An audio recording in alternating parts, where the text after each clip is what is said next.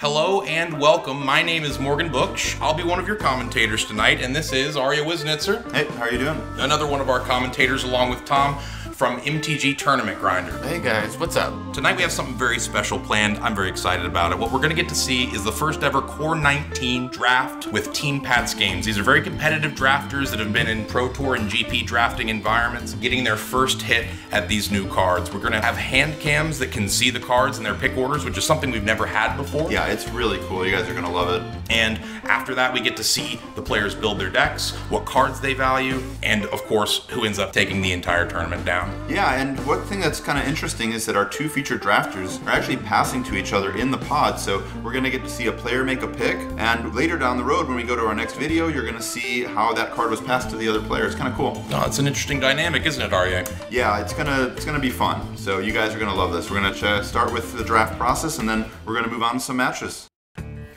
All right, here we are getting started with the first pack.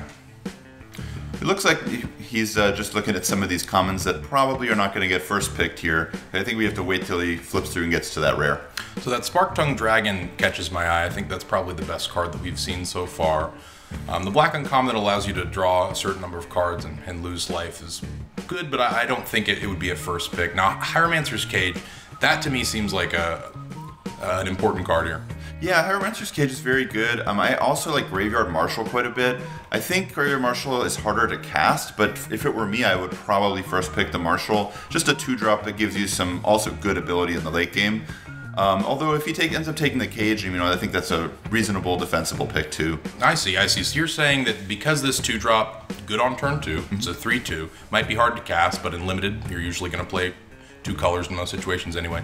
Now let's say you draw it on turn 8, you have some creatures in your graveyard, you get to pay 2 to cast it, and all of a sudden you have an extra 4 power and toughness on the battlefield. That doesn't seem bad to me at all.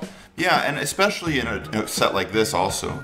It's not an expansion set, it's a core set, so a lot of their creatures really don't have abilities. So the fact that you have a creature that is good on its own, 2-mana 3/2, but also has a strong ability in the late game, it's rarer in a core set than it is in other types of sets as well. I see. So it looks like he agrees with you. Yeah, it looks like he went that way. Although if you end up taking the Cage, if somebody took the Cage there, I think that's a perfectly defensible pick. Okay, I see a dragon. I see a dragon. I see Esper colors, Arya. Hiding out somewhere behind there. He's taking a long look at Meteor Golem, which is one that I like quite a bit too. But Chromium. Oh man. Now, do you see what I see here, Arya? What do you see in there? A Skyrider Patrol. Ooh, okay, I like that card. One of my favorite cards in the set. It's a mana sink. It doesn't just pump a creature. It gives it a 1/1 counter if you play a blue and a green while it attacks. It's effectively a Pegasus Courser in green-blue for 1 more mana with 1 more power that happens to put a 1/1 counter on a creature every combat. So you answer this thing, you block it in combat and take it out. It's already produced its value. Yeah, and one of the things that I like about it also is that the creature, the way the card's worded, the creature doesn't actually have to attack. So if you have a small creature that you don't want to send in, you can make it larger and not attack with it. And then when it gets big enough, hey, you can come in at that point. That's incredible. So this is reusable at every combat. Yeah, exactly. So it's kind of a cool thing that it functions that way, because a lot of the time with these kind of cards you would be forced to attack with the creature, but this one you don't have to do that. So we did take it. So obviously we have 2 first picks that don't go together at all. Pick 1 was a double black and then a green blue. But I think, as we were talking about earlier, it's probably right, given that this is a core set, card power level overall kind of low. It's good to get 2 powerful cards and we can kind of go from there. So I think that he definitely picked 2 very high upside cards in completely different deck strategies, and I think what he's looking at here is either a Hired Blade, I can't imagine he'll take that, or what I see back there is a Rabid Bite. Now I like Rabid Bite a lot. It's green removal at 2, which you very rarely see. Now it does require that you have a creature on the battlefield because it is a sorcery speed one-sided fight. But it's such an efficient rate for that sort of ability that I think perhaps getting a removal spell like this so early is going to help inform Bernie about whether the Graveyard Marshal or the Skyrider Patrol is going to end up being. Yeah, and that's what he ended up taking, and I totally agree with it. There's also several Death Touch creatures and other things that work quite well with that card too. Here we're looking at a Siege Rhino, is what I call it, but it's not technically a rhinoceros, but I will call that card Siege Rhino for the duration of the format. It's Vampire Sovereign, same ability as Siege Rhino, but it flies. Yeah, Siege Rhino that flies. Yeah. Perfectly balanced. I don't know if you Very could put a Rhino on wings. I don't know how that one pans out, but I would probably be looking at Vampire Sovereign here. He took a totally lost. That's interesting. So it looks like he's keeping in line. At this point, he seems pretty devoted to the Skyrider patrol. He's keeping in line with picking removal to sort of support his payoff. I'm surprised by that too. A 3/4 flyer for 5 is a better rate than a lot of the 5 cost uncommon flyers get in this format. And 6-point life swing when it enters. Yeah, and you know what? The other thing too is we have the Graveyard Marshal, which is why I'm a little surprised as well. Even if that were the first black card that I had seen, I might still take it over a Totally Lost. And speaking of Totally Lost, if his plan was to be in the blue-green deck, he's gotten this pack and now he's had to reconsider. All he's got here is a Skymarch Bloodletter and a Spirit Lord that doesn't have any support in this tribe. So. I feel totally lost, Morgan. I'm completely and totally lost at this point. What are you supposed to do? I think at this point, you just take what the packs give you. You look for any fixing to try to convert value, and hope that the cards fall in your favor. Yeah. Well, we'll find out shortly enough. Yes, we will. All right, Bernie, taking a look at pack 2. Here we get to see if he's going to go the black route or the blue-green route. REA, what are you seeing in the pack so far? I'm seeing a lot of bad cards. A lot of not so good cards. Okay, Epicure of Blood I like a lot.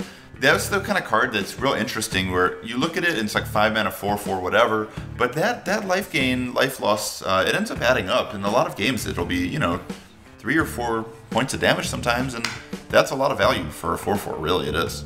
In the grindy format, that 3 or 4 points of life value can often mean a victory or a loss. Yeah, and there's also quite a few sort of board stall situations. There's a lot of cards like Giant Spider in this set where sometimes neither player can attack, and so being able to get through for some kind of unblockable damage is just fantastic. Right. Now I see a Sift in this pack. In my experience playing with this set, I found Sift to be just a very powerful card in a grindy format. It gets me to my bombs if I have any. It gets me to my removal. It gets me to my land of another color if I'm playing a 3 or a 4 color deck. In the sort of deck that he's compiling, how do you think Sift would rate? Well, I just like Sift a lot. Again, I think we've said it before, but it does bear repeating because it's when we're watching the draft that helps to know that. This being a core set, a card like Sift, the power level of Sift is not in 2018 Magic. The power level of Sift is like 90s Magic power level. It's significantly more powerful than anything else that you'll see, although I think he just took a land over it. So are we seeing Bernie commit to some sort of three-color splash? Do you think he intends to play a Sultai list? I'm not exactly sure. I think that I think his mindset right now is that he's got a lot of good cards from different colors, and he just doesn't want to end up with a deck that's going to be really, really poor and be just unable to cast its spell. So he's just being a little conservative here. And taking, like some mana fixing and some maybe slightly weaker cards, but he's ideally trying to build a stronger deck in the end. He also may be underrating Sift a little bit. Now, this pack, nothing that I can say to help out Bernie in this situation. The cards he's got pulled to the front are frankly unexciting, even in the synergies, even in the synergistic decks that they appear. And it looks like he took the 3/2 Flying Drake for 4. Yeah, Snapping Drake, a very, very old card. But still good, Also notable, it's one of the flyers in the format with 3 power. He does have a Skyrider patrol, and so it could even be a sort of protection against getting his patrol blocked. Yeah, and I see an interesting card in this pack, which is Switcheroo. What's your opinion of Switcheroo? It's a very contentious card. Some people love it, some people don't love it so much. I think any sort of control magic variant in a limited format is always going to have a tremendous amount of upside, depending on the context of the game. We remember Kefnit's Last Word. Sure. Was a hugely playable card in Hour of Devastation when it came out. Now, Switcheroo definitely is not a control magic, but we have a lot of token producers. Yes. We have a lot of bats, we have a lot of goblins, we have a lot of thopters, and if you can turn a thopter into a chromium. I'm pretty happy with that rate. What do you think? Yeah, and I'm not a huge fan of Switcheroo. There are some decks I probably wouldn't even play it in, honestly. But there's a couple cards in this set, especially in green-blue, that, as you're mentioning, there's the 1/2 that makes a Thopter, and there's also Elvish Rejuvenator. If you give your opponent either of those cards, you've already gotten your value, so you're not actually down a card in that situation. So we're seeing some good cards here. Centaur Courser, Dryad Greenseeker. That's kind of a cool one. What's your take on Dryad Greenseeker? For me, Dryad Greenseeker sort of does a poor impression of Druid of the Cowl. It will help fix your land draws, but it will not ramp you. Yeah. Yeah, it's kind of a weird one. There's not a lot of cards like it, but I have found that if you draw 1 or 2 cards, you're come out ahead. Absolutely, absolutely. So here in this pack, we see an Anticipate moving to the front. We see a Fraying Omnipotence, a rare that I doubt that Bernie will be playing in his list. But it does draw the game in Two-Headed Giant. Does it really? Yes. If you play that card in Two-Headed Giant, then you get to sideboard in Two-Headed Giant because you have to play a new game. But as far as Bernie's concerned, we're looking at maybe a Skeleton Archer or Bone to Ash here. I like Bone to Ash, not necessarily in a sort of aggressive flying build, more in a control-y big top-end build, so it takes the Skeleton Archer here. All right, let's see what he does next. All right, here we are in pack 3, the very last pack. Time to see how Bernie's deck is going to come together. So far, to me, it's looking like he is leaning on his black cards, which is okay. He has some good black cards. He has the Graveyard Marshal. He did pass up a black Siege Rhino early. So let's see what this pack has to offer. Looks like he's... Angel of the Dawn is a card that I love. I don't think he can take it here, but it is fantastic. Salvager of Secrets. Mnemonic Wall that's a 2/2. Gets back an instant or a sorcery. Leonin Warleader, another cool card that he can't probably take here. Wait a second, REA. Wait a second. That's a Woodland Stream, my friend. I will say that he did take the stream. He first picked the stream, but some people would be kind of surprised by that. But I think one kind of just general thing in drafts that people don't appreciate sometimes is taking mana fixing early. Well, you know what they say? If you want to live the dream, you got to take the stream. And let me tell you, Bernie is living this dream. And look. Speaking of dreams, here we have a. This is a hard one to say. This is one of the more complicated names. A Psychic Symbiote? Psychic Symbioter? I don't. Oh gosh, I don't know what that guy's called. He's annoying though. I know that. Sure is. Every time my opponent plays that card, I'm just like, ugh. Start looking at my hand and just going, ugh. Do you remember what it felt like to get a... Oh, there it is. He did take that card. Okay. So now I think Bernie's definitely fully in 3 colors. That card reminds me a lot of a kicked Caligo Skin Witch. Sure. Only it flies in the air and it can get through some damage later on. Well, I quite like it. And you never got to draw a card from a Skin Witch. That's true. This problem with the Skin Witch was if your opponent didn't have cards or had 1 card, it was like, okay. But this card is like your opponent has no cards in hand, you're like, oh, I'll draw a card. I'll play a 3/3 Don't mind if I do. Draw a card, no problem there. Okay, so this is again looking like, Corset pack, sometimes not so exciting. It looks like probably we're just taking a 2-headed zombie. Two-headed zombie, maybe a Marauder's Axe? I like it. It blocks well, it attacks. It's usually going to eat 2 things. The Marauder's Axe, he's got a lot of good targets from Marauder's Axe. He's got a lifelinker. He's got lots of flyers. I wouldn't be surprised if he took this axe. It's just exactly the kind of thing when you're in a grindy situation where everyone's creatures are Corset creatures. Yes, they Giving are. one of your Corset creatures an axe might just tip the scales. Yeah, some of these creatures, if you look at their creature types, I'm not sure how they would really hold an axe, but they manage. A cat holding an axe is just a strange mental image to me.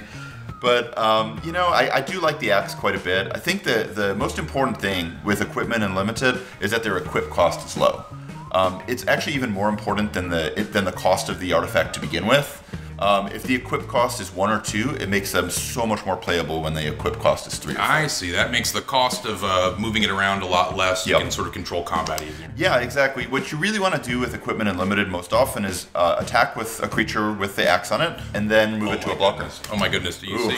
Is he getting another symbiote here? See, this is the advantage to him taking that mana fixing early, right? Absolutely. He took that mana fixing early, which is going to allow him to play. Wow, you got another. It looks like a Foul Orchard as well. 2 on-color double lands? Yeah, for his 3-color deck, if he ends up playing it, that Foul Orchard will be fantastic, but he will have to give up a Thornhide Wolves to do it. Do you think it's a good trade-off there? 100%. Mana consistent. The biggest benefit of a 3-color deck like this is that you can play more powerful cards than the other decks can, and if you can have consistency, if you can do that with on a similar basis as a 2-color deck, it's just such a great advantage. So we're going to have to take a look at Bernie's matches and see if that Rejuvenator made the cut. Let me tell you, I'm excited.